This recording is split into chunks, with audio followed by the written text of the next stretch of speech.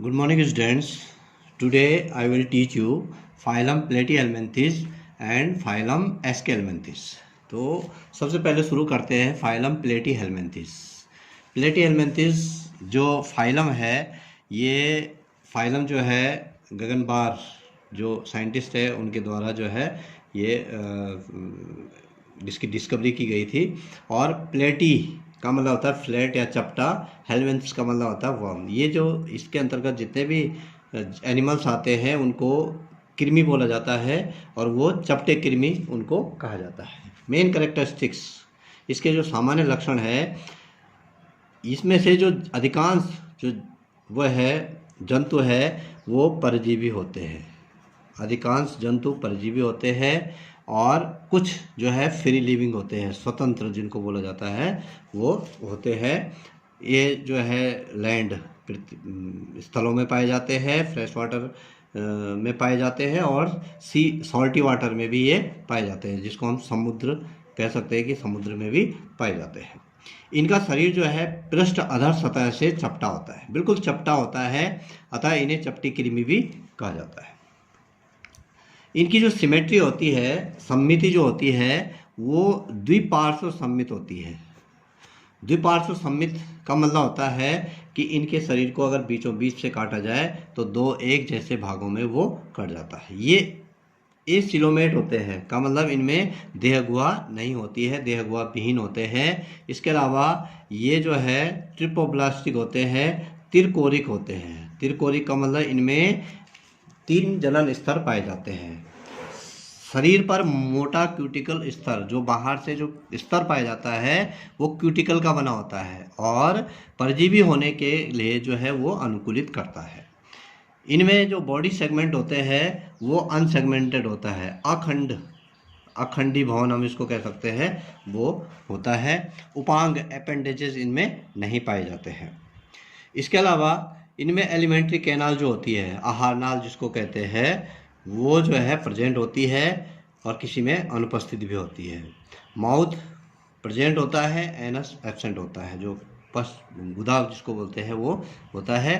परजीवी पर चिपकने के लिए इनमें चूसक पाए जाते हैं, सकर्स जिनको कहते हैं।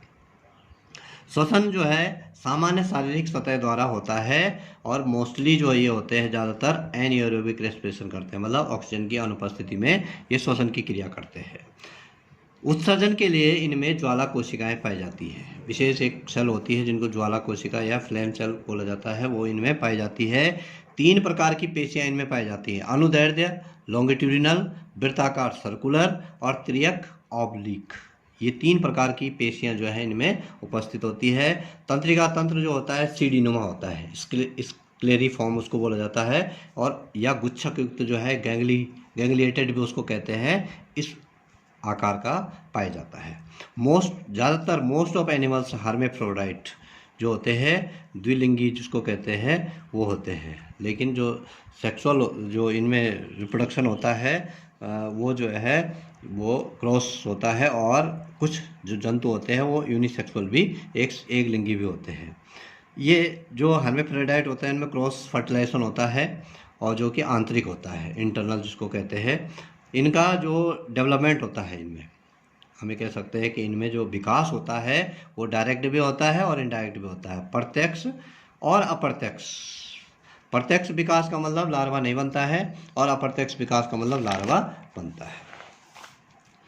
इनमें कुछ एनिमल्स जंतु ऐसे होते हैं जिनमें आई स्पॉट पाया जाता है हल्का सा, और जो कि प्रकाश के लिए संवेदी होता है, प्रकाश का अनुभव जीवधारी को करवाता है। शारीरिक जो संगठन होता है इनका, ऑर्गन सिस्टम थोड़ा सा विकास की तरफ हम बढ़ रहे हैं, अंग तंत्र प्रकार का इनमें शारीरिक संगठन होता है। इसके अलावा सुपरफिशियल सेगमेंटेशन इनमें पाया जाता है, ऊपर शरीर के ऊपरी भाग में जो है खंडी भवन पाया जाता है और अंदर जो है वो खंडी भवन नहीं होता है। इसके उदाहरण है प्लेनेरिया, फेशियोला या सिस्टोसोमा भी कह सकते हैं, ब्लड फ्लूक उसको कहते हैं, या पैरागोनिमस या लंग फ्लूक इसको कहते हैं, टेप और मोगिया टीनेसोलम जिसको कहते हैं, या डिप्लोजूम जून जो है, ये इसमें ये जंतु पाए जाते हैं। ये फीता कृमि है और ये लीवर फ्लूक है।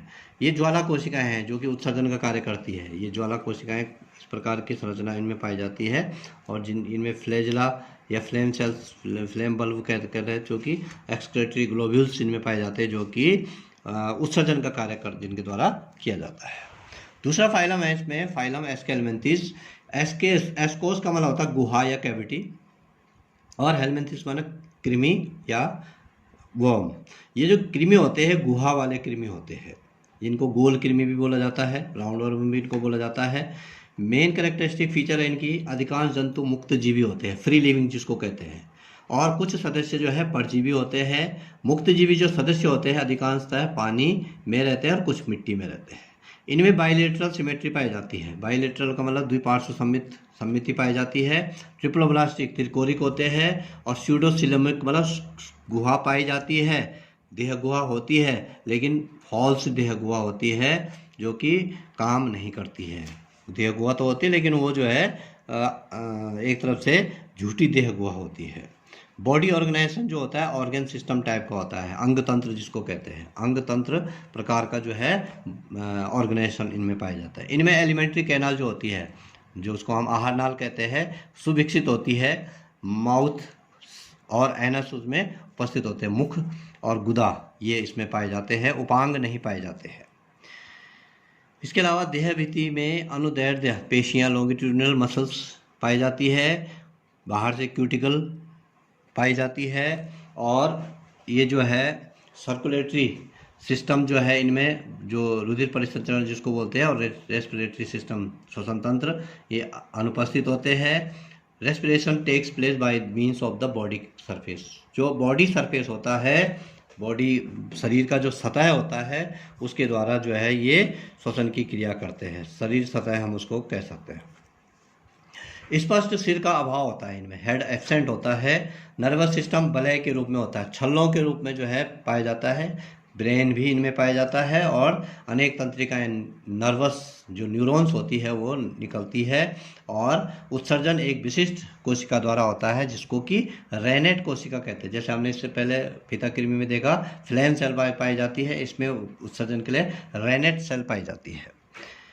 ये जो है यूनिसेक्सुअल होते हैं, एक लिंगी जंतु होते हैं, नर और मादा। नर जो मादा से जो है थोड़ा छोटे होते हैं और इनका पिछला भाग मुड़ा हुआ होता है।